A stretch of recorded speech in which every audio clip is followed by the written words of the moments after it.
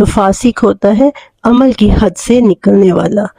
جب کسی قوم نے زوال کا شکار ہونا ہوتا ہے تو سب سے پہلے ان کے اندر کس چیز کا فسق آتا ہے؟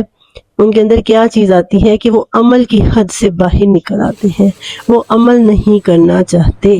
یہی تو ہوا تھا، علماء یہود عمل نہیں کرنا چاہتے تھے، اس کتاب پر، اس قرآن پر وہ عمل پیرا نہیں ہونا چاہتے تھے، اسی لیے تو انہوں نے آ کر حضرت محمد صلی اللہ علیہ وسلم سے یہ بہانہ بنا دیا نا کہ ہم اس وجہ سے ایمان نہیں لائیں گے۔ اور اپنی کتابوں کے ساتھ بھی ان کا یہی رویہ تھا، اور آج ہم مسلمان، ہمارا بھی یہی رویہ ہے۔ ہم نے بھی قرآن کو سمجھنا، اس پر عمل کرنا چھوڑ دیا ہے۔ ہم نے اس قرآن کو وظیفوں کی کتاب بنا لیا ہے، اتنی دفعہ پڑھیں گے آپ کے مسئلے حل ہو جائیں گے، جبکہ مسئلے تو ہمارے حل ہونے تھے قرآن پر عمل کرنے سے۔ جتنا زیادہ ہم وظیفوں کی طرف آئیں گے اتنا زیادہ ہم عمل سے دور ہوتے جائیں گے۔ ہم یہ کہیں کہ دشمن اپنے ٹینک لے کر آیا ہے اور ہم پھونکوں کے ذریعے سے اس کے ٹینکوں کو پیچھے کی طرف دوڑا دیں گے تو یہ نہیں ہوگا۔ مقابلہ کرنا پڑتا ہے، ہر محاذ پر مقابلہ کرنا پڑتا ہے۔ شیطان کا مقابلہ کرنے کے لیے بھی ہمیں اس محاذ پر سرگرم رہنا ہوتا ہے۔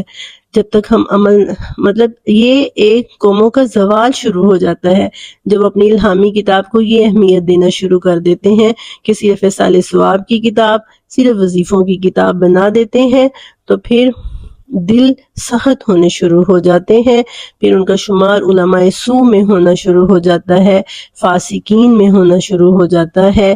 تو اللہ تعالیٰ سے دعا ہے کہ اللہ تعالیٰ ہمیں اس چیز سے بچائے۔ یہ ہے آیت کا دوسرا حصہ کہ اس کا انکار صرف فاسق لوگ کرتے ہیں۔ یہ تو تھی آیات کی تفسیر۔ ہر لفظ، ہر آیت اتنی گہرائی لیے ہوئے ہے کہ جتنا بھی اس کو سمجھو اور جتنا بھی اس سے متعلق پڑھا جائے وہ تھوڑا ہی لگتا ہے۔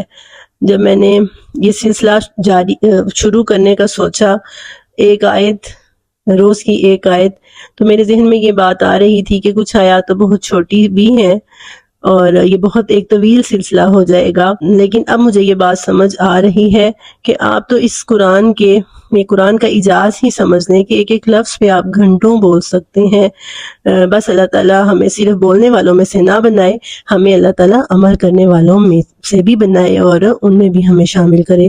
تستطب القروح ويبرأ جروح الكثير الجريح وينشط ذاك السقيم العليل وقد كان بالسقم دهرا طريق فبالله كم تستطب